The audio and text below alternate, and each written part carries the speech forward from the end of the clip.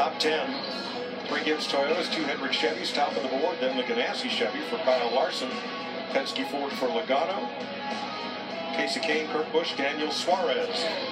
The top 10. Mike, you're the word master. What is encumbered mean? You're an encumbered win. What is that? What are they talking about? It's a legal term, and I guess it's what happens when lawyers are involved in writing the rule book. NASCAR has a long-standing policy of making sure that the fans leave the racetrack knowing who the winner is. But recently, they have had to raise the stakes for teams that are found with cars out of compliance at the end of the race.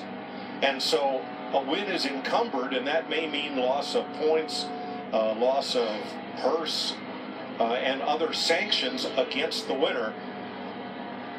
You may not qualify for the playoffs. You may not use that win to qualify the playoffs, for example, in either owner or driver.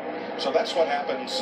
That's the current phrase NASCAR is using for a car that is found not to meet the rules of post-race inspection and is penalized, that the win is encumbered by penalties. Gotcha. Or just the finish in general can be encumbered, right? It doesn't have to be a win.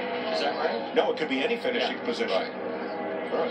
Now, the 47, that penalty of 35 points, that is equivalent to erasing a second-place finish. So that really is a huge penalty. Yeah, and here's what I'd like to go back and try to get some information from the team, because usually that tire changer knows if there's a lug nut missing or didn't get tight, and they would go back to the crew chief, say, hey, I don't think I got them all tight, bring them back in, let's tighten them up. We saw that with the 2 of Keselowski. They knew they were missing or didn't get one of those lug nuts tight, especially being 3 laps down. You know that it was an innocent mistake, but why did they not have enough information available to themselves to not bring the car back down? That's what is something that we're going to dig into a little bit more. Yeah, country losses. I mean, you know that if you're out, when the race over with, you got 3 lug nuts either not on or not tight. That's huge. Come back in, get it right. And the reason the penalty is so large is that that's a huge safety issue in NASCAR's eyes, having multiple loose lug nuts. They said it was going to be a stiff penalty if that were to happen, and they backed it up.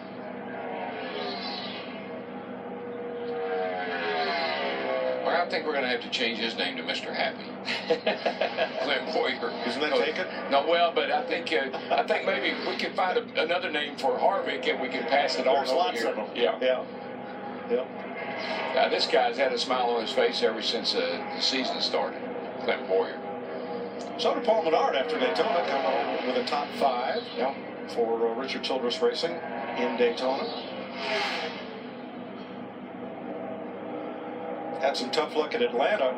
Apparently, what happened to the Childress cars last week is there is a duct that sends cool air over the alternator to keep it from overheating. Those ducts on the Childress cars were configured in such a way that they attracted maybe tire debris and clogged. The alternators overheated, stopped charging, and the batteries ran down.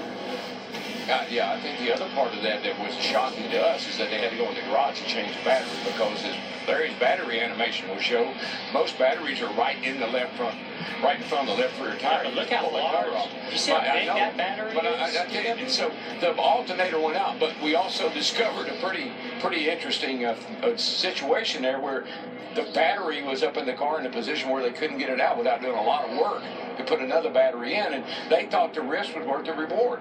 All right, we'll revisit this as we go through the weekend. Here's Vince. With Landon Castle, you guys were talking about the wheel force test. Jamie mentioned it earlier. Landon, actually, you did a wheel force test out here at Las Vegas.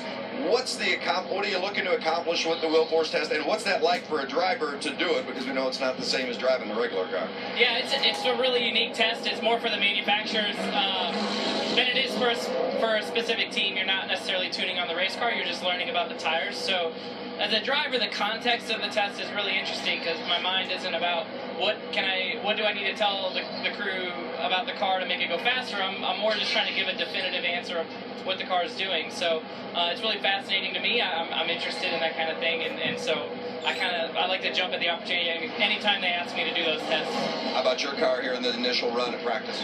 I was happy with how it unloaded. I thought my laps here last month helped prepare me for this weekend. So I really try to take advantage of that. And you know, we made one run in race trim just to feel the car out, and we're switching it over to Q right now. So I like coming to Vegas. Everybody always makes a big deal about Las Vegas. Yeah, I've got a lot of important people from Love's Travel Stops that are going to have dinner with me on Saturday night. So it seems like a race that always brings a lot of attention. So I'm happy to be here. Yeah, good. Have a good weekend. Thanks, Landon. Thanks, Vince. Denny Hamlin, Martin Truex atop the board now with Chase Elliott, Matt Kenseth, and Jimmy Johnson, the Fast Five.